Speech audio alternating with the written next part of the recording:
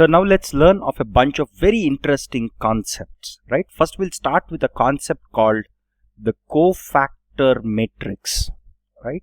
So we'll start with the first concept called the cofactor matrix of a given matrix A, right? Here of course A is a square matrix.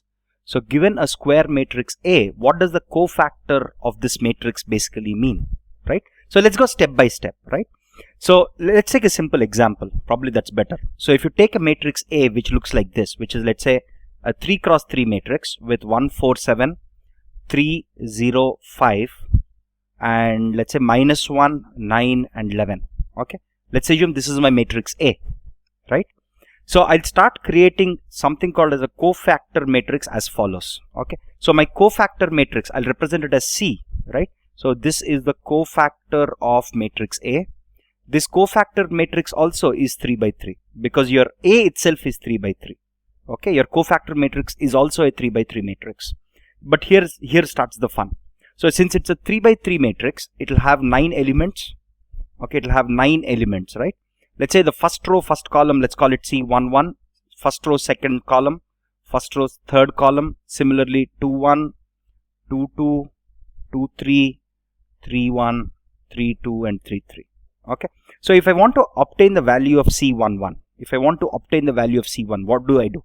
It's a very simple concept. Okay, I'll write -1 to the power of, I have 1 and 1 here, so I'll add these two. Okay, it's -1 power 1 plus 1. Okay, and now I'll compute the determinant of, because it is the cofactor corresponding to the first row and the first column. Look at this. This is a cofactor this is a value of the cofactor matrix corresponding to the first row and first column. So I'll ignore the first row and the first column.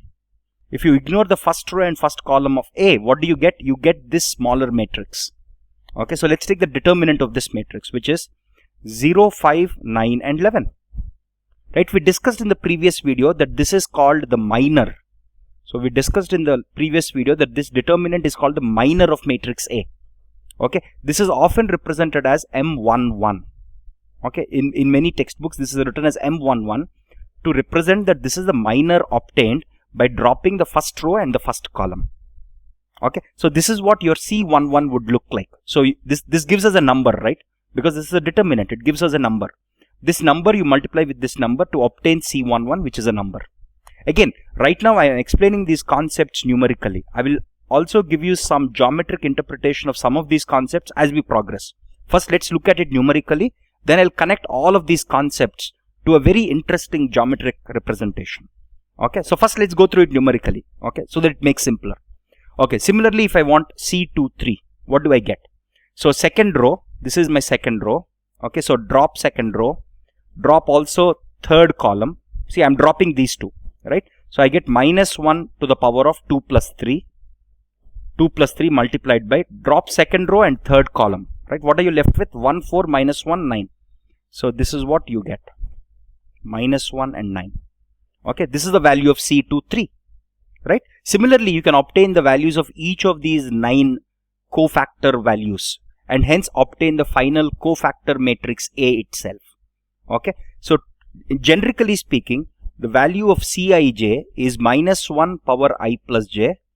The value of any ij, ith row and jth column, is -1 power I plus j into determinant of, or to be more precise, you can actually write it as Mij. Okay, Mij, because Mij is the minor obtained. What is a minor? Minor is the determinant of the matrix that is obtained by dropping the ith row and the jth column. Okay, so that's what this is how you can write very succinctly or very simply or very cleanly or very briefly, right? This is how you can explain the concept of a cofactor. Again, right now I'm only explaining you some numerical concepts. I promise you that I'll connect everything finally to a very interesting concept called the inverse of a matrix, which has a very, very interesting geometric interpretation. And it's a super powerful concept, right?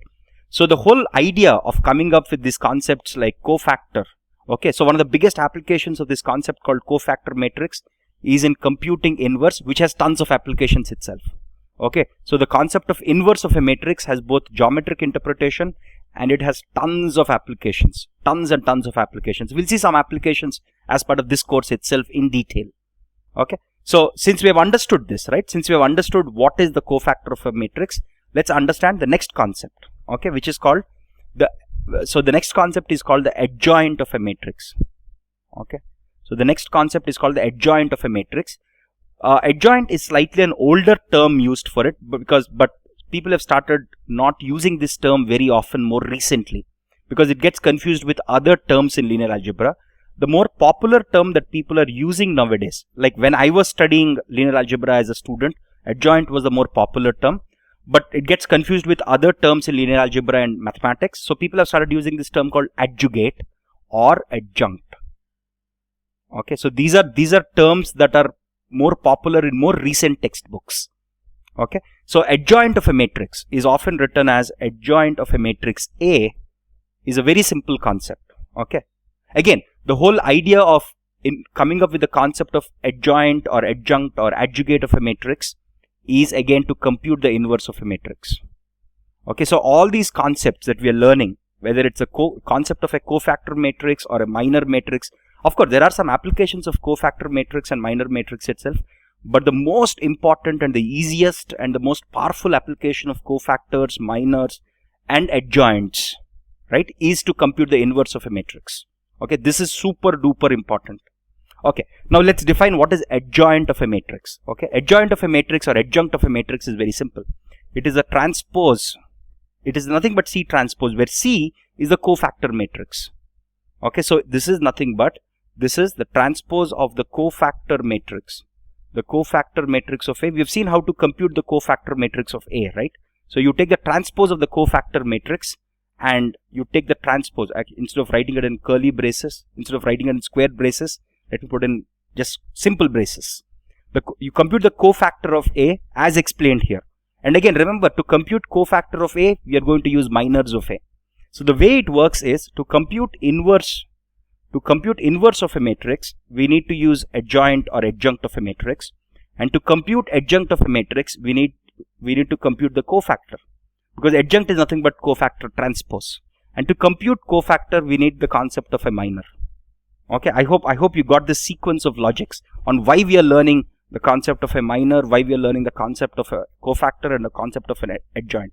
Now, inverse itself, as I told you earlier, has a ton of geometric applications, and more importantly, many real world applications in science and engineering, right? So I hope this reasoning on why we are learning these concepts is clear. Okay, so with that reasoning, let me take a step forward and let me also define. So this is one way of defining adjoint of a matrix. There is another popular way of defining an adjoint of a matrix. So this definition helps you compute. This definition helps you numerically compute. So this definition helps you numerically compute the adjoint of A, because you can compute the cofactor of A numerically using minors.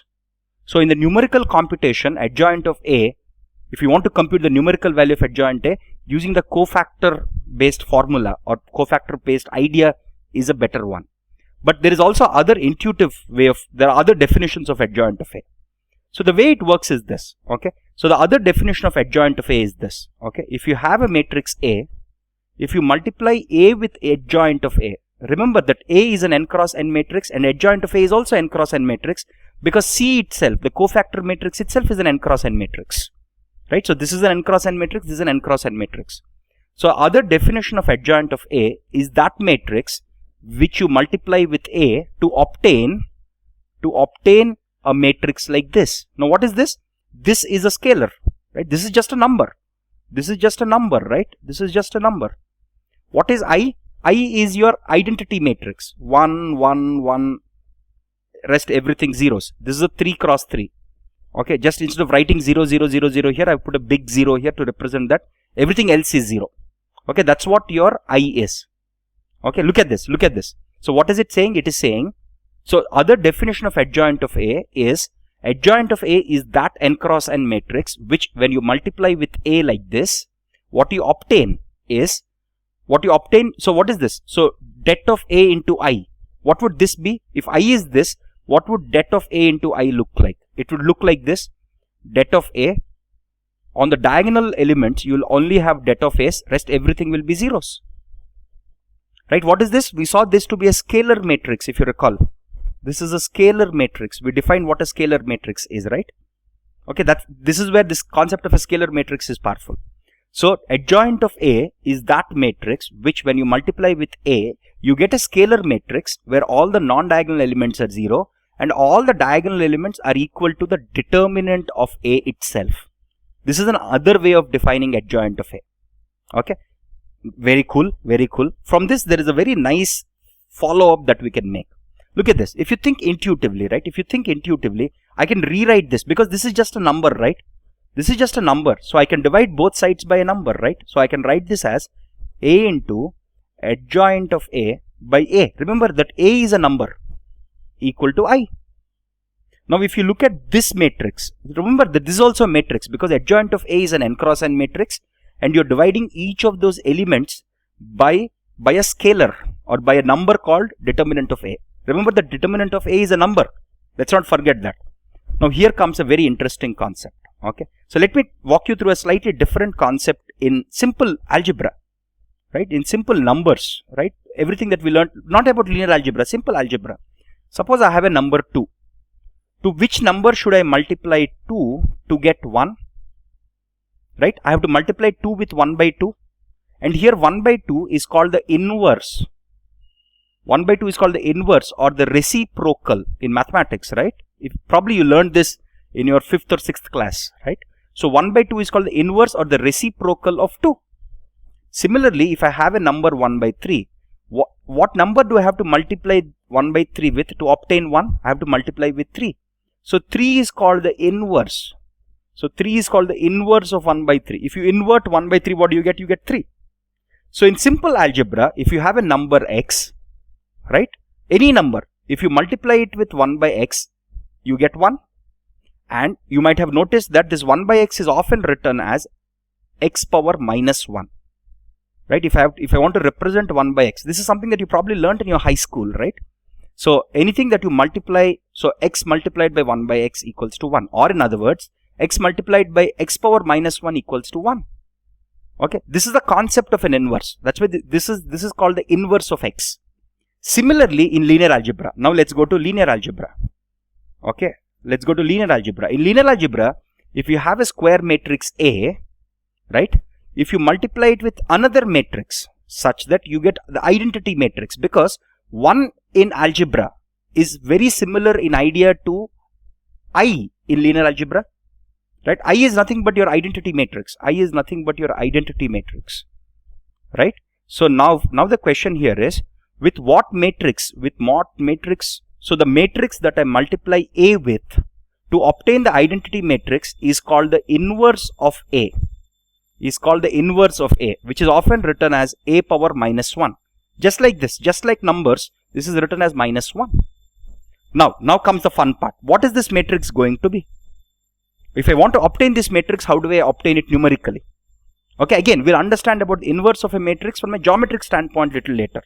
But let's look at it from a purely algebraic standpoint now, purely numeric standpoint, right? Let's look at it from a purely numeric standpoint first. Okay, so what will this be? If you notice this, when I multiply A with adjoint of A by det A, remember this matrix is also an n by n matrix, right? I am obtaining I, which means A inverse, if A inverse is defined as adjoint of A by det A. Okay, this is what I write it as, because we have seen here, right? We have seen here, this is the definition of adjoint of A itself. So here we're defining adjoint of A like this, and when I modify this slightly, I get this. Simple. I divided both sides by det of A, and I got this, right? Now, I can define the inverse numerically. Again, this is the numeric definition. I can define numerically the inverse of a matrix A to be adjoint of A by det A. But there's a small catch here. If det of A equals to 0, what happens? If det of A equals to 0, the denominator becomes 0 and this whole thing becomes not defined. Right? This is no more a valid matrix. Right? Because you're dividing all the elements of the adjoint of A by 0. And division by 0 is undefined. Right? So now look at this. Because det of A by 0, so if det of A equals to 0, then the matrix is said to be non-invertible, right? If the det of A is 0, if det of A is 0, the matrix is said to be, then A is not invertible. Otherwise, A is said to be invertible, because we can compute this A inverse function numerically by computing adjoint of A. And to compute adjoint of A, numerically, we need to compute the cofactor of A. And to compute cofactor of A, I need to use the minors of A. Okay, that's the flow of logic here. Okay, I hope this is clear. Okay, this is extremely useful concept. Again, we will keep using A inverse tons of places. So there is a whole application that we will dive into later in this course. It's called the system of linear equations, right? So I've described about system of linear equations, right, where you have some chocolates and things like that. I explained this to you in the introductory video, right? I explained this to you in the intro video. To solve system of linear equations, you need to use A inverse. Okay, that's one of the simplest and the most fundamental applications of A inverse itself.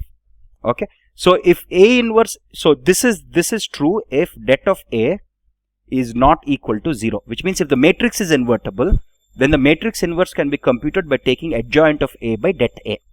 Okay, very, very simple concept, nothing very fancy here. Okay, so now let's go into the geometric interpretation of inverse. Okay, so this will help us get geometric interpretations of lots of concepts. So what does the geometric meaning of inverse mean? Okay, so let's take a very simple example here, right? Suppose I have a vector V, okay, and I've made a linear transformation on V. Okay, let's assume V is, let's say, a 2D vector or 3D vector. Let's just simply say it's a 2D vector for simplicity. Okay, so I have a vector V. Okay, so I have a vector V now, okay, which I'm performing a linear transformation through matrix multiplication, and let's assume I obtained a vector U. Okay, so I obtained a vector U by transforming vector V using matrix A. Okay, so this is my linear transformation. Now the question here is, with what vector? Now the question here is this. See, so we obtained U by applying the transformation represented by matrix A. This is how we have done it, right? Now the question is the other way around. What matrix transformation or what linear transformation should I apply? What linear transformation should we apply on U to obtain? What linear transformation should we apply on U to obtain V back? Or in other words, see, from V I got to U by using the linear transformation represented by A. Now the question is to come backwards, to start with vector U and to obtain vector V. Okay, look at it the other way around, right? What transformation should I use? The transformation is nothing but A inverse. Okay, so the inverse of a matrix is that transformation. See, the answer to this question is the A inverse. Okay, this is the geometric interpretation of it. Okay, so if you are given U and if you want to obtain V, okay, see, look at this. From V to U, we obtained U from V using the linear transformation represented by matrix A.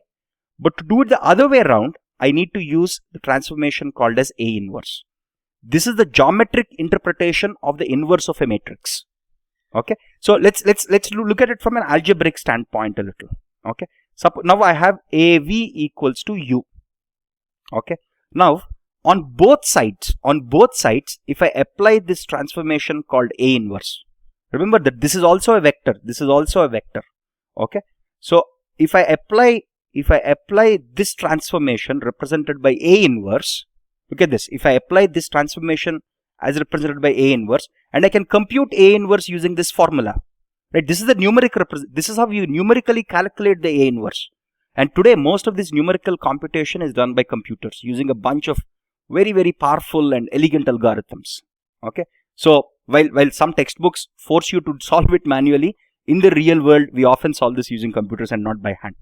Okay, so you have A inverse AV equals to A inverse U, right? That's what it is, right? See, I'm multiplying this, I'm pre-multiplying with A inverse, I'm also pre-multiplying this with A inverse.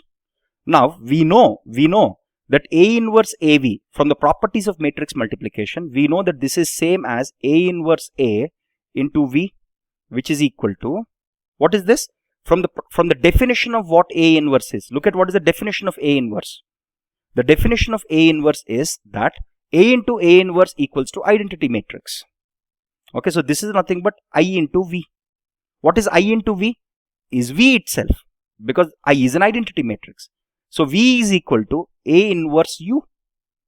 So now if you think about it logically, we can arrive at U from, we can arrive at V from U by applying the linear transformation as represented by A inverse. Okay, I hope these simple steps have helped you absorb this concept better, and the geometric interpretation is extremely important. It's a super powerful concept. Okay, now what is the geometric interpretation of adjoint of A? Okay, look at this. So it's slightly hard to give an exact simple geometric interpretation of adjoint of A, but what is adjoint of A? You can write adjoint of A as det of A into A inverse. You can write it this way, right? Now look at this. What does this mean? What does this mean? This means first you are applying the inverse transformation and then you are scaling it with a constant. Remember that this is a scalar, right? This is a number. This is a scalar or a number. So you can interpret adjoint of A as an operation wherein you are applying the inverse transformation of A itself and then scaling everything by this number. Okay, that's one way to interpret the adjoint of A geometrically. Okay, so now let's go and look at some very interesting properties one by one. Okay, the first very interesting property, again, some of them I'll prove numerically or algebraically. So some of them I'll prove algebraically using simple linear algebra. Some of them I'll try to give intuition using geometry. Okay, wherever I can. Okay, wherever geometric intuition is easy and simple to follow. So for example, let's say I have this det of A inverse. Okay, what does this mean? Okay, what does this mean? We know what A inverse means, right? It's the inverse operation of A. And what is det of A? Det of anything. So we saw the det of any matrix A is the area of the parallelogram, geometrically that is created by I1 hat and J1 hat, right? So imagine initially in my original space, I have I and J hat, right? Their area that is covered by these two is 1 unit, because the length of I is 1 unit and length of J is 1 unit. Now if I performed a transformation of this space using matrix A, suppose the area of the parallelogram became 3, which is the area of the parallelogram between I1 hat and J1 hat that we have seen earlier, right? So what is now det of A? Det of A is, so what does this mean? This means det of A equals to 3. Now what is A inverse? A inverse takes you, remember that A inverse takes you from this space back to this space. So to go back to I and J space, I hat and J hat space from I1 hat and J1 hat, you would perform the A inverse transpose. And when you perform the A inverse transpose, because the area got tripled here, look at this. Let's assume while going from I hat and J hat to I1 hat and J1 hat, let's assume the area got tripled. The area of the parallelogram tripled literally. Now when I go back, what happens? The area should get 1/3, right? Because this tripled, I'm going exactly the opposite way. Here I'm going forward way, here I'm going backward way. Hence, A inverse should be 1 by det of A, which is equal to 1 by 3. So this is equal to 1 by det of A, which is also sometimes written as det of A power minus 1, because det of A is a number. Remember that det of A is a number. This is like saying 3 power minus 1, which is nothing but 1 by 3. Okay, so I hope, see this proof, again you can prove this mathematically also. You can prove this numerically, trust me, you can prove this numerically. But the numerical proof is very, very tedious because you have to now use cofactors, you have to use minors, you have to use adjoint, all of that stuff. Thinking about this proof geometrically, using det of A as the area of the parallelogram and inverse as the inverse operation to reverse a transformation. This is a much more elegant and simple thing to argue about, right? So this is a very elegant way of proving that det of A inverse is 1 by det of A. Okay, so let's go to the second interesting theorem. Okay, which is, okay, let's actually work it out. So what is A inverse? A inverse is adjoint of A by det of A. right? This is by definition. This is by definition, right? This is by definition. Now I'll take an algebraic approach. Now what if I multiply both sides? So what if I multiply both sides by det of a? So what will happen here? I'll have det of a is a number, right? So I can multiply both sides by det of a. So det of a and det of a will get cancelled out. I'll get adjoint of a. Very good. Okay, this is the formula for adjoint of a. Now what is the formula for det of adjoint of a? Det of adjoint of a is det of this is nothing but det of a into a inverse. Very simple, right? Nothing very fancy here. Now this is a scalar. Remember that this is a number, right? And we have seen that det of C into some matrix A, we have seen this is C power n if A is an n cross n matrix multiplied by det of A. We have seen this in the previous video. And we can also argue this logically, right? Because what is happening here? See, we can also argue this geometrically that we have seen in the previous video, right? This is a transformation by A and I'm scaling each of the transformations by A. So the area of the parallelogram would get increased by C power n. So using the same argument, if this is my constant now, okay, if I take it out of this det, what happens now? This becomes det of a power n into det of a power, this is what it is. Okay, so this is equal to this. Now what is this? We have just seen now that det of a inverse is 1 by det of a.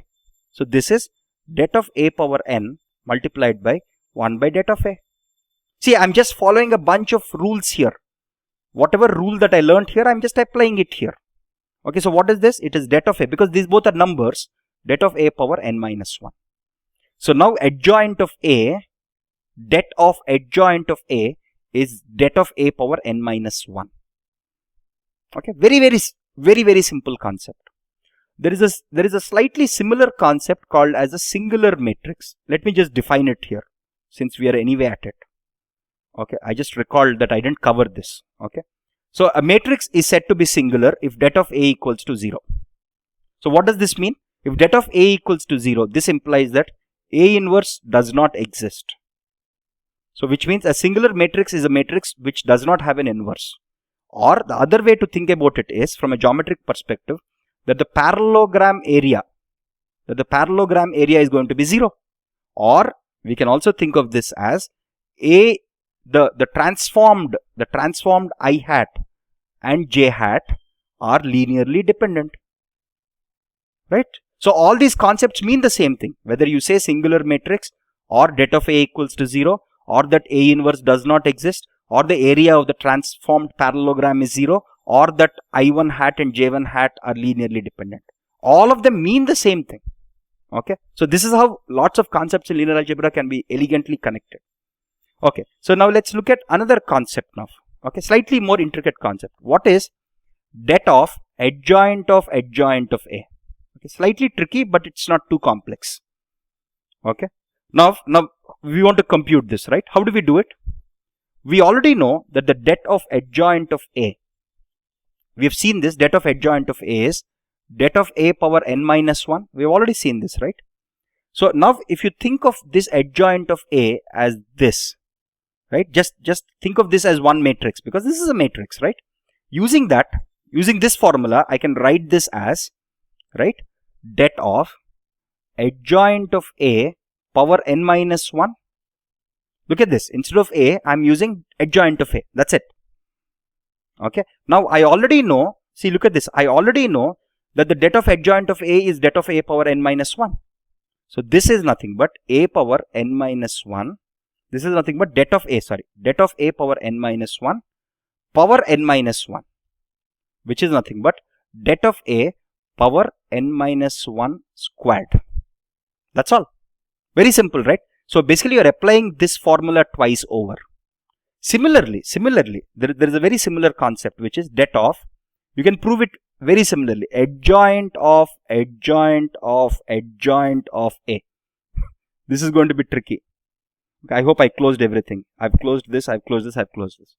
You can again use the same logic here to obtain that this is equal to det of A power n minus 1 whole cube.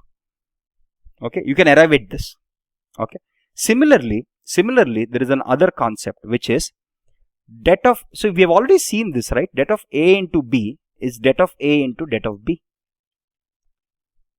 Again, this I can argue geometrically.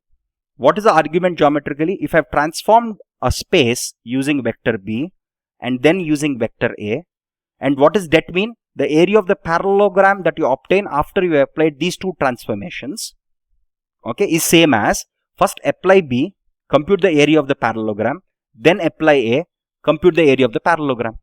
It's the same thing, doesn't change. Okay, so I can argue about this geometrically much more easily than numerically. Okay, now since this is true, what is a power k? What is a power k? A power k is a into so on k times. Okay, so if I apply this formula over and over again, what do I get? I get det of a power k, right? Very simple. Or in other words, I can also think about this geometrically by saying that if I apply transformation a k times over and over and over again, the final area of the parallelogram that I obtain is the area of the parallelogram that I obtain by applying a once, multiplied, that area multiplied k times. Okay, this is also easy to understand geometrically. Okay, I wanted to show you something else here just to get a numerical sense. If my matrix A is, let's say, A, B, C, D. Okay, imagine for any numbers, this is a simple thing to remember sometimes if you want to compute adjoint of A fast. Okay, what happens with adjoint of A is you get D here, you get minus B, you get minus C and A. So sometimes you might have to compute the adjoint of a matrix. Okay, we know the det of a matrix also, right? We know the det of the matrix. Det of the matrix is AD minus CB, right? So now A inverse I can write it as AD. So I can write A inverse as adjoint of A, which is D minus B minus C and A, adjoint of A by det of A. What is det of A? AD minus BC. Okay, so for a 2 cross 2 matrix, if you have 4 values, you can quickly arrive at the A inverse numerically. Again, this is just the numerical interpretation.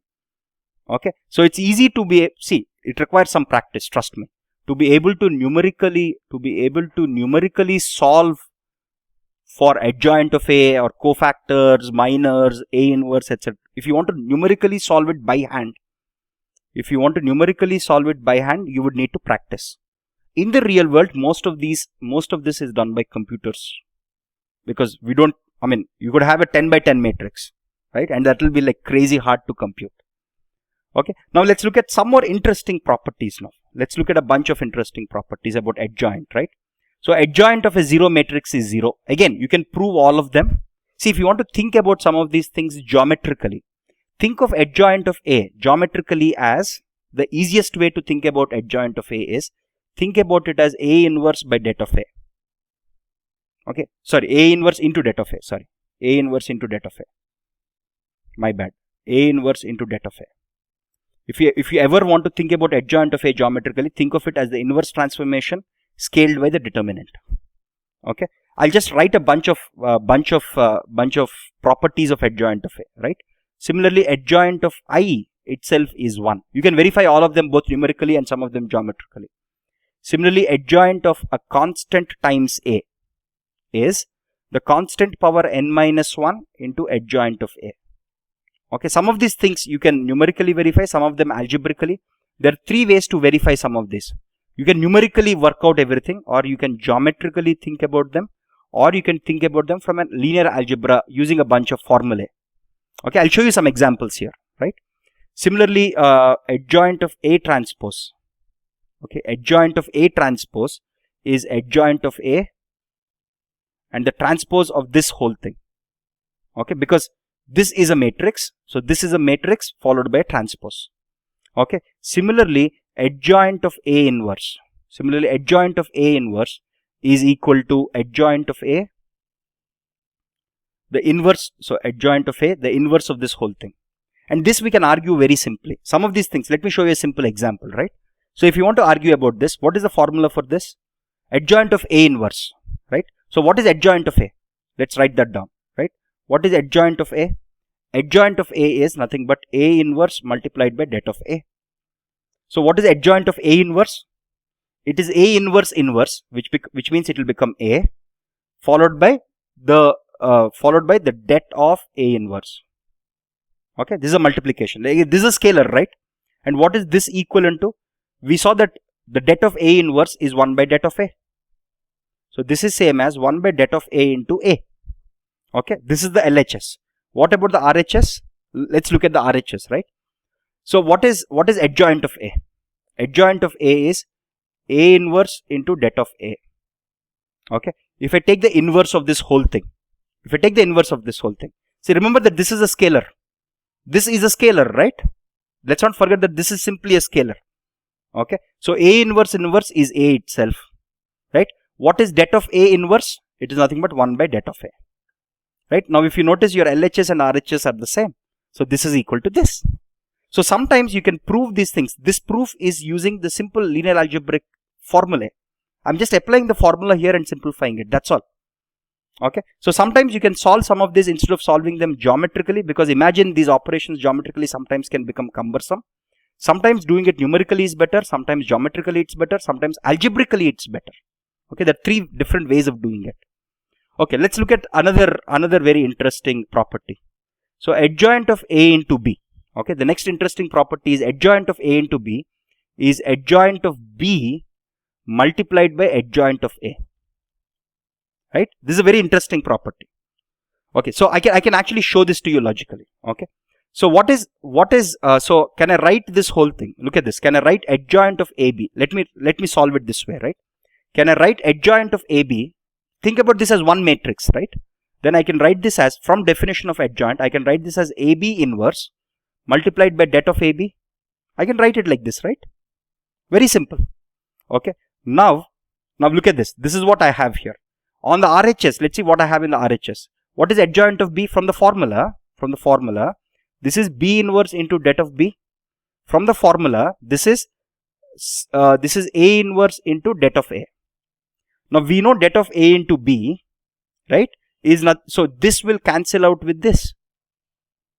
This will cancel out with this, obviously, right, because these are numbers. This is a number, this is a number, this is a number. So they'll cancel out. So what do I have now? I have AB inverse. Look at this. What do I have? I have AB inverse equals to B inverse A inverse. And this makes logically sense. I can argue about this geometrically like this. I can argue about this geometrically as follows. First, I am applying, suppose I have 2 operations, 2 linear transformations, one represented by B, one represented by A. The inverse of this whole thing. See, suppose I have a vector V. I am applying operation A, right? Suppose I get U. First I apply linear transformation B. Okay. Then I apply linear transformation A. That's what it means, right? To get, let's say, W. Now, if I want to invert, what do I do? First, I apply A inverse. Then I apply B inverse. Right? See, first I apply A inverse. Then I apply B inverse to get the whole inverse of AB. Okay. So, to invert this whole thing. So, what did I do here? First, I applied transformation B. Then I applied transformation A on V. This is what I have done. Now, to invert this whole thing, and this resulted in W. Now, to invert this whole transformation geometrically, I can argue that first I have to compute A inverse, then B inverse. Right? Very simple. That's why first I am computing A inverse, then B inverse on W. So, B inverse, A inverse W is going to be equal to V. Okay. Again, here we have a nice property. Again, there is another property here, which is AB inverse equal to B inverse A inverse. This is a very interesting property of inverses of a matrices, and this can be easily understood geometrically, right? And because we understood this geometrically, if this is true from a geometric standpoint, I can arrive at this, which means this is true, right? Look at what I've done. The concept of adjoint itself, I'm trying to understand. I'm deriving properties of adjoint using properties of det, which have a geometric interpretation of area of parallelogram, and the concept of inverse itself, which has this inversion relationship, right? So I hope this is clear. So if this is true, there is a very similar follow-up because of that. Okay. So now adjoint of matrix A power K, very simple, right? Is nothing but adjoint of A. Sorry, it is adjoint of A power adjoint of A power K is adjoint of A power K. Yes. See, instead of A and B, if you have 2 matrices A and B, right? So instead of A and B, if you have the same matrix A and A. So adjoint of A into A is adjoint of A into adjoint of A. So if you repeat that k times, this is what you get. Very, very simple formula here. Okay. So now let's look at some more couple of interesting properties. We have already seen this, right? So we have already seen this is a very important property. AB inverse is B inverse A inverse. Similarly, there is another property which is A transpose inverse is A inverse transpose. Again, you can prove this very easily using both the numeric approach, because A transpose can easily be understood numerically as transforming your rows into columns and vice versa. Right? Very simple concept here. Okay. So these are some of the key properties, and I've shown you all the three approaches and mixtures of these approaches, where some of them are easy to prove numerically, some geometrically, some algebraically. You have to practice enough to understand which of these three you can actually employ given a problem. Okay. So this, and again, by the way, I have not gone into the applications of inverse of a matrix right here, but please understand that this is one of the most important and powerful concepts in the whole of linear algebra. Okay, it has tons of applications. There is a whole chapter in our course called the system of linear equations, where which is one of the simplest applications, by the way. Okay, so especially, I mean, in my own work and professional career, I have used inverses of matrices at tons and tons of places.